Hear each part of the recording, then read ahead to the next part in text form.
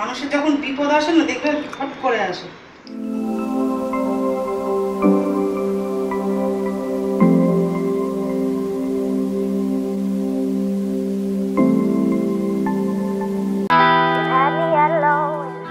Good evening friend, তোমরা সবাই কেমন আছো? আশা করি খুব ভালো আছো, সুস্থ আছো। আমরাও ভালো আছি। দেবনাথ ফ্যামিলিতে তোমাদের আরেকবার স্বাগত।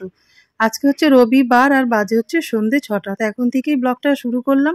সকাল থেকে সেরকম কিছু করিও নি রান্না বান্না, শুধু মাছের ঝোল ভাত করেছি। আর মন মেজাজ তো ভীষণ খারাপ হয়ে আছে, ওই জন্য কিছু ভিডিও শ্যুট করা হয়নি। তা নিজের হাতে নিজের অজান্তে এত বড় ক্ষতি করে ফেলবো, সত্যি নিজের মনকে বুঝ দিতে পারছি না, জানো তো। মানে জীবনে প্রথমবার মনে আমার হাত থেকে এত বড় একটা ক্ষতি হয়ে গেল। শুক্রবার দিন ভিডিও শ্যুট করার পরে তারপরে মানে ঘরে গেছিলাম, শ্যাম ঘরের ছিল। ঘর থেকে এমনভাবে শ্যাম বেরিয়ে এসছে, নিজের অসাবধানে, ওর তো দোষ কিছু না, নিজের অসাবধানে ফোনটা হাত থেকে এমনভাবে পড়ে গেছে। আর সামনের মানে ফোনটাই পড়েছে না, একদম পুরো ভেতরটা মানে ঝাঁঝরা হয়ে গেছে, সাথে সাথে নীল হয়ে গেল। তারপর দেখি আর ফোন তো অন্ধকার হয়ে গেছে, আর কিছু দেখাই যাচ্ছে না। ওই জন্য মন মেজাজ কদিন ধরে ভীষণ খারাপ। তা বিপদ যখন আসে দেখবে এইভাবেই আসে, জানো তো। মানে কি বলবো, নিজের মনকে একদম বুঝ দিতে পারছি না। সারাক্ষণ কান্না করছিলাম, দেবনাথবাবু এসে বললে কান্না করে আর কি হবে, হয়ে গেছে যেটা। তো এই মুহূর্তে এতগুলো টাকা এখন মোবাইল কেনা একদমই সম্ভব না, কিছুদিন পরে কিনবো। ওই জন্য মানে ভিডিওগুলো ঠিকঠাক মতন আপলোড করতে পারছি না, ছেলের ফোন থেকেই সবটা করতে হচ্ছে, বুঝতেই পারছো। তো চলো রাতের ডিনারগুলো ভাবলাম তোমাদের সাথে আজকে শেয়ার করি, সকাল থেকে কিছু শেয়ার করতে পারিনি। ছেলেই সন্ধ্যে চাটা বসিয়েছে, চলো চা খাওয়ার সময় পরে তোমাদের সাথে।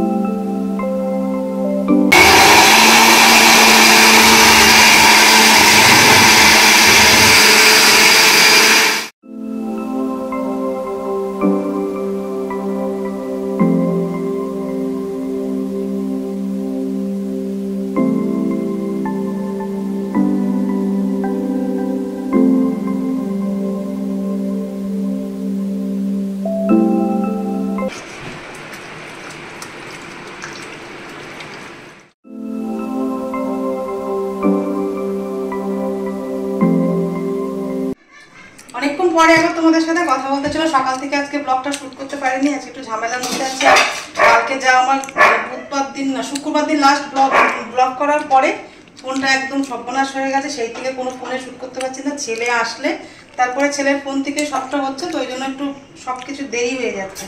আর সকালে ছেলে ছিল না, ক্লাস করাতে গেছে, সকাল দিয়ে ব্লগ করা হয়নি। ভাবলাম রবিবার দিন আজকে একটা ব্লগ না করলে না ভালো লাগে না। তাই দেখো বিকাল থেকে ব্লগটা শুরু করলাম। সন্ধেবাতি দেওয়া হয়ে গেছে, চা খাওয়া হয়ে গেছে। একটা রাতে রান্না করবো, একটা স্পেশাল মেনু ভাবলাম তোমাদের সাথে শেয়ার করি। রাতের ডিনারটা বানাবো হচ্ছে চিকেন চাপ, আর বানাবো হচ্ছে কুলচা। সব দুপুরবেলায় সব কিছু মেখে রেখেছি, তোমাদেরকে দেখালাম। তো চলো এবার লাস্টে যেগুলো দেবো সেগুলো তোমাদের সাথে শেয়ার করবো। এর মধ্যে কাজু বাদাম আর চালমগজটা দেওয়া হয়নি, ওই বেলায় দেওয়ার ছিল কিন্তু চালমগজটা ছিল না, এখন আনলো ছেলে, তাই জন্য এখন দিয়ে দেবো।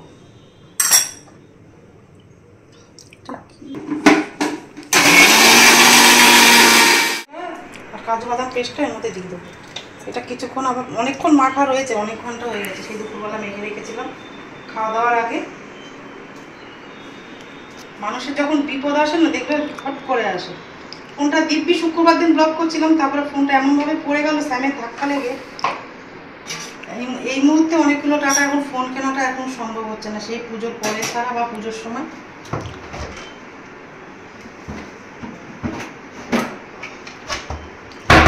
নতুন ফোনটা 2 বছর হলো। এর মধ্যে কাঁচা লঙ্কা দেওয়া আছে, একটু লঙ্কা গুঁড়ো দেবো, ব্যাস আর কিছু দেবো না। এর মধ্যে চাইলে একটু আমল দুধও দেওয়া যেতে পারে, এখন এই মুহূর্তে নেই, তাই জন্য আমি দিচ্ছি না। অনেকটাই মশলা হয়ে গেছে, রাত্রেবেলা এতটা রিচার্জ করবো না। এটা এবার বসিয়ে দেবো। এর জন্য আমি এখানে 3 কাপ ময়দা নিয়ে নিই।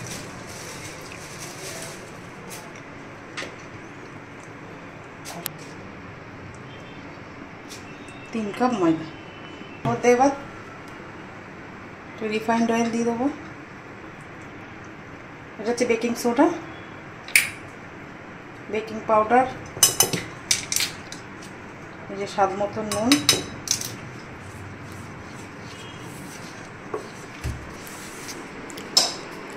শুকনো উপকরণগুলো ভালো করে মিশিয়ে নিয়েছি। এর মধ্যে 2 চামচ টক দই দিয়ে দেবো।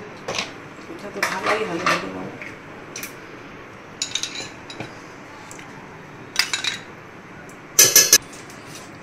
দইটা দিয়ে মেখে উষ্ণ গরম জল করে রেখেছি, একদম হাত দেওয়ার মতন দেবো। এটা এবার দিয়ে অল্প অল্প করে মাখতে হবে।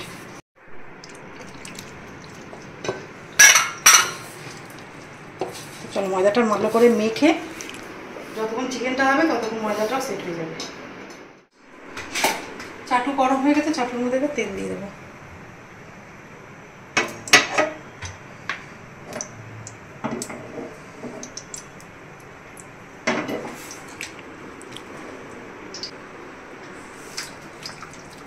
মেখে রাখা চিকেনটা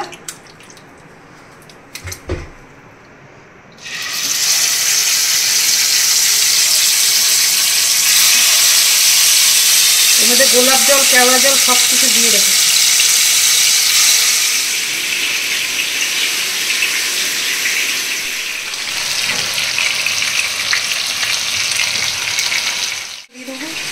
বিরিয়ানি মশলা দেওয়া আছে আর একটু কালার লঙ্কা দিয়ে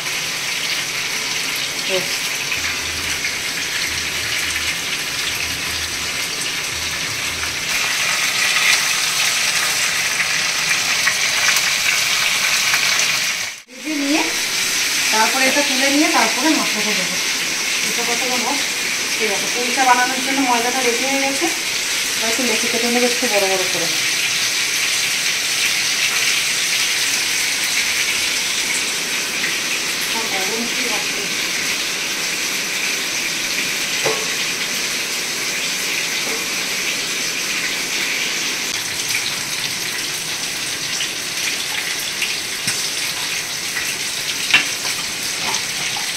লম্বা ডিম আকৃতির মতন বেলতে হবে। সাদা তিল, কালো জিরে আর ধনে পাতা একটু ওপর দিয়ে ছড়িয়ে দেবো।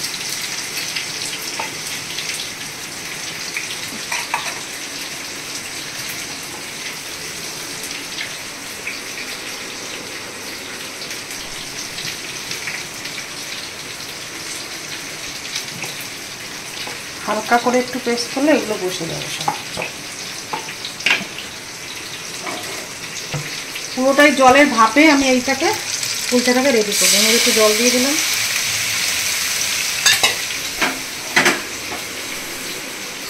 এই যে কুলচাটা এবার দিয়ে দেবো, দিয়ে এটা এবার ঢেকে দেবো।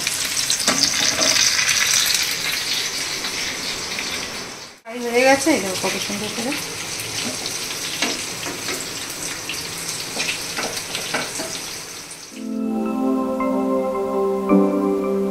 ওই তেলের মধ্যে এবার যে মশলাটা আছে সেটা সবটাই দিয়ে দেবো।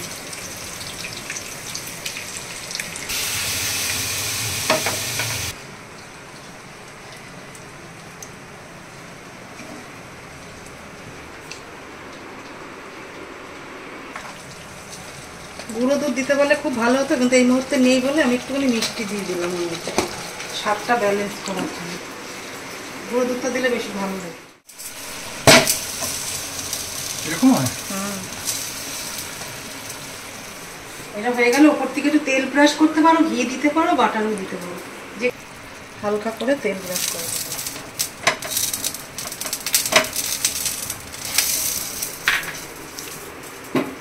টক দই দেওয়াতে অনেকক্ষণ গরম থাকবে। একটা কুলচা রেডি হয়ে গেল। তো চলো এক এক করে সবগুলো রাখার জায়গা রাখতে সবগুলো। কারণ ছেলে ক্লাস করাতে যাবে, ওর জন্য হাতে সময় নেই। আর দেখো মশলাটার মধ্যে আমি এবার চিকেনগুলোকে সব সাজিয়ে দেবো।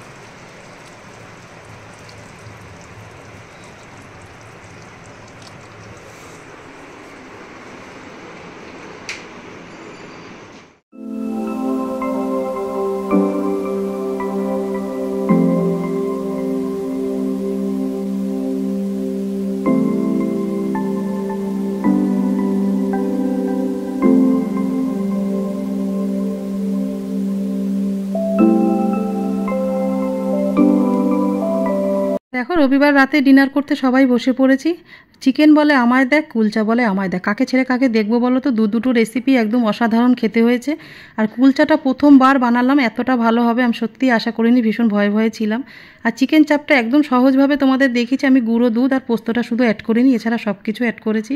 তো রবিবারের একটা ছোট্ট বিকাল থেকে ব্লগ তোমাদের সাথে শেয়ার করলাম রেসিপি সমেত। কেমন লাগলো সব মিলিয়ে মিশিয়ে অবশ্যই কমেন্টে জানিও, আর ভালো লাগলে অবশ্যই লাইক কমেন্ট শেয়ার করো। আমার চ্যানেল নতুন হলে অবশ্যই সাবস্ক্রাইব করো।